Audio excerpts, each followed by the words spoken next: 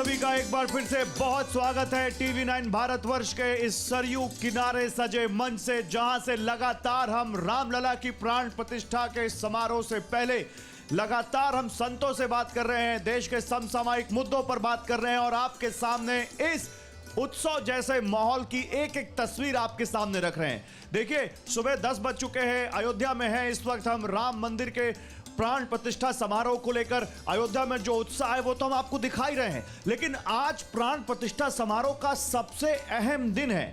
आज जो प्रतिमा कल रात में पहुंची है राम मंदिर परिसर में भगवान राम की, वो गर्भगृह में स्थापित की जाएगी। 16 तारीख से अनुष्ठान शुरू हो चुका है, लेकिन आज का दिन बहुत अहम है। आज प्राण प्रतिष्ठा में जो कई अहम पूजा विधि विधान है वो किए जाएंगे। तीर्थ पूजन, जल यात्रा, जलाधिवास, गंधर्व दिवस, ये सब आज किया जाएगा। और इसी पर बात करने के लिए इसी मंच पर हमारे साथ कई सारे यहां पर साधु संत महात्मा लोग बैठे हैं, जिनसे हम इस बारे में बात करेंगे, जो जानकार हैं, जो ज्ञानी हैं, जो आपको बताएंगे कि इन पूजा पद्धतियों का महत्व क्या है, आज का दिन क्यों अहम है। और इसके अलावा मेरे दो सहयोगी भी अयोध्या की तस्वीरें आपको दिखाते रहेंगे। मेरे साथ विपिन चौबे हैं और मेरे साथ कुमार कुंदन है। लगातार वो आपको बता रहे हैं कि अयोध्या में क्या इस वक्त तस्वीर देखने को मिल रही है, अयोध्या वासी कितने हर्षोल्लास में हैं।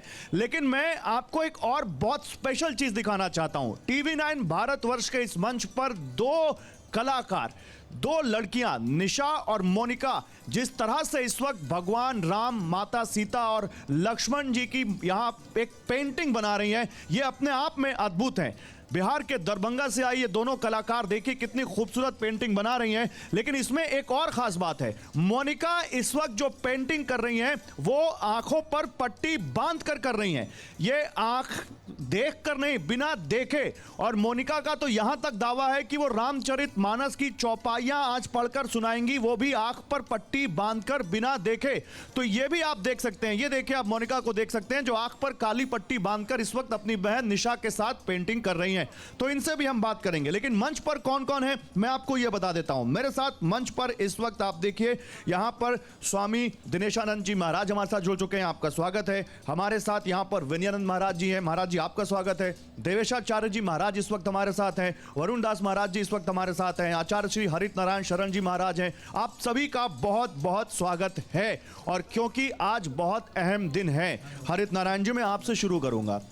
आज तीर्थ पूजन है, आज जल यात्रा है, आज जलाधिवास, गंधर्व दिवस, आज भगवान राम की प्रतिमा गर्भगृह में स्थापित हो जाएगी। आज के दिन की क्या महत्ता है और क्यों अहम है दिन, बताइए जरा हमारे दर्शकों को। सबसे पहले तो यज्ञ के अनुकूल, महाराज जी माइक पास कर लीजिए ताकि आपकी आवाज क्लियर हो। जी, यज्ञ के अनुकूल, अनुष्ठान के अनुकूल यजमान को बनाने के लिए प्रायश्चित प्रकरण होता है। प्रायश्चित प्रकरण में 10 विध स्नान होता है, फिर भगवान का पूजन होता है, उसके बाद शुद्धिकरण होती है यजमान की। किसी भी कार्यक्रम में अनुकूलता जरूरी होती है, तो यजमान के अनुकूलता के लिए ये सारे विधान किए जाते हैं।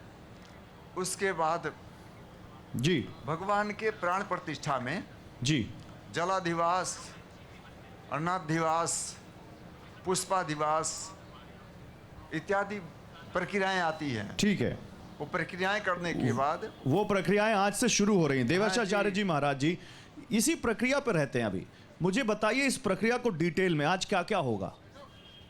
जी बिल्कुल, आपके चैनल के माध्यम से सभी को सुबह का जय जय सिया राम। आज जैसे कि आपने अभी बताया कि जलाधिवास, पुष्पाधिवास, घृताधिवास होगा। हमारी सनातन परंपरा रही है कि हम देवी देवताओं का पूजन करके, हमारे जो इष्ट हैं हम उनकी पूजन करके मंगल कामना के लिए पूजन करते हैं, जिससे यजमान के अंदर एक नई ऊर्जा का संचार हो और जिस स्थल पे हो रहा वहाँ एक ऊर्जा का संचार हो। इसके माध्यम से हम सभी लोग फिर उसके बाद ठाकुर जी की पूजा में जो भी मूर्ति की पूजा होती है उस क्रम में चलते हैं। जैसे पुष्पाधिवास हो गया, घृताधिवास हो गया, जलाधिवास हो गया। एक करके बात करते हैं। तीर्थ पूजन सबसे पहले, तीर्थ पूजन के बारे में बताइए क्या होता है इसमें। जी जी, हमारे यहाँ सब प्रमुख तीर्थ पूजन का महत्व है, क्योंकि तीर्थ का सबसे बड़ा महत्व है। हमारी परंपरा में। तो तीर्थ पूजन के माध्यम से हम सभी का आवाहन करते हैं, सभी देवताओं का, क्योंकि हर तीर्थ में कहा गया है सभी देवी देवताओं का वास होता है। तो जिस भी तीर्थ में, जिस भी जगह पे हम पूजन करते हैं, सभी तीर्थों का, गंगे चा यमुने चैव सरस्वती नर्मदा सिंधु कावेरी, इस तरह से सभी नदियों का, सभी समुद्रों का, तीर्थों का, मंदिरों का, देवी देवताओं का, यहाँ तक कि अपने जो पूर्वज हैं हम उनका भी आवाहन करते हैं, जिससे हमारी कर्म में कोई भी बाधा ना आवे और बढ़िया सुंदर तरीके से निर्विघ्नता पूर्वक ठीक संपन्न है। हो। श्री दिनेशाचार्य जी, आप भी अगर तीर्थ पूजन के बारे में हमारे दर्शकों को बताएं कि तीर्थ पूजन, देखिए तीसरा दिन है, अनुष्ठान शुरू हुए, तीर्थ पूजन में और क्या हो सकता है? देखिए, तीर्थ और धाम दो शब्द हैं। धाम वो होता है जहाँ भगवान प्रकट होते हैं या भगवान की विग्रह होती है, पर तीर्थ वो होते हैं जहाँ कोई पवित्र नदी वहाँ से निकलती हो। तो ये बहुत महत्वपूर्ण है कि अयोध्या में सगुण साकार रूप से ब्रह्म जिसके पावन किनारे पर खेला है, वो माँ सरयू से अयोध्या आच्छादित है। वो यहाँ पर है, हम सरयू तो किनारे राम की पैड़ी पर ही एकदम। हैं। तो ये इसी के कारण हम इसको तीर्थ कहते हैं। और ये तीर्थ ऐसा है कि तीर्थों का जो राजा है उसको प्रयागराज कहते हैं, पर वो प्रयागराज भी इसी अयोध्या में आकर के अपने पाप को धो करके निवृत्त होता है। जही दिन राम जन्म श्रुति गावहीं, तीर्थ सकल तहाँ चली आवे। कहाँ चली आवे? अयोध्या चली आवे। अयोध्या में कहाँ चली आवे? माँ सरयू के पावन धारा में चल कर आए और यहाँ स्नान करके अपने पापों की निवृत्ति कर लेते हैं। तो मैं वरुण दास महाराज जी, मुझे ये बताइए, किन किन कर्मों में तीर्थ पूजन होता है, किन किन विधान में? मतलब केवल प्राण प्रतिष्ठा के समय ही तीर्थ पूजन होता है या तीर्थ पूजन और भी कहीं कहीं होता है? नहीं, हमारे यहाँ जैसे पूजन प्रारंभ किया जाता है और कोई भी शुभ कार्य किया जाता है तो सर्वप्रथम हम अपने पवित्र नदियों को, तीर्थों को आवाहन करते हैं, कलश पूजन करते हैं और कलश में जितने देवी देवता हैं सबका आवाहन करते हैं। कलशस्य मुखे विष्णु, कंठे रुद्र समाश्रिता, मूले तत्र स्थितो ब्रह्मा, मध्य माति गणास्मृता, कुक्षोतु सागरा, सप्तदीपा वसुंधरा। तो वसुंधरा और सप्तदीप, इसमें जितने तीर्थ हैं, अभी जैसे देवेश जी बता रहे थे, गंगे च जमुने चैव गोदावरी, सरस्वती नर्मदे सिंधु कावेरी, जलस्मिन् सन्निधिं कुरु। जो आ गए और जो नहीं आए हैं उनको हम आवाहन करके उसमें सन्निहित करते हैं कि आप सभी लोग आवें और हमारा मंगल करें, क्योंकि उसके बाद फिर हम पवित्रीकरण करते हैं, पवित्र होकर तब देव पूजन करते हैं। ओम अपवित्रः पवित्रो वा सर्वावस्थाम गतोपि वा या स्मरेत पुंडरीकाक्ष स वाह्याभ्यंतरः शुचि।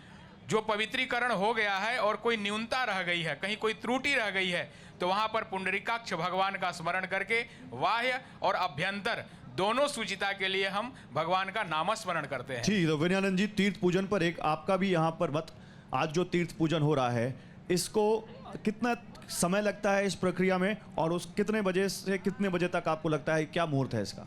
देखिए, निश्चित रूप से गौरव जी, मैं बताना चाहूँगा कि जैसे हमारे पूज्य आचार्यों ने, संतों ने और आदरणीय परम पूज्य जगत गुरु दिनेशाचार्य जी महाराज जी ने जैसे अभी अपने विचारों के माध्यम से हम सबको अवगाहित कर रहे थे, तो मैं बताना चाहूँगा कि बिल्कुल वही प्रक्रिया है जैसे वेद और शास्त्रीय जो कृत्य हैं, ये क्रम है पहले तीर्थ पूजन का।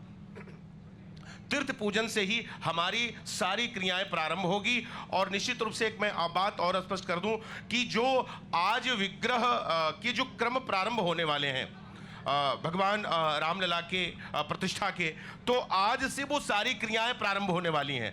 प्राण प्रतिष्ठा के सारी जो विधियां हैं वो 10 विधि की शास्त्रों में नियमावली आती है कि 10 विधि। आज प्रथम जलाधिवास से ये प्रक्रिया शुरू होगी और फिर उसके बाद से जलाधिवास पूर्ण करने के बाद 10 विधि स्नान का पक्ष आया है।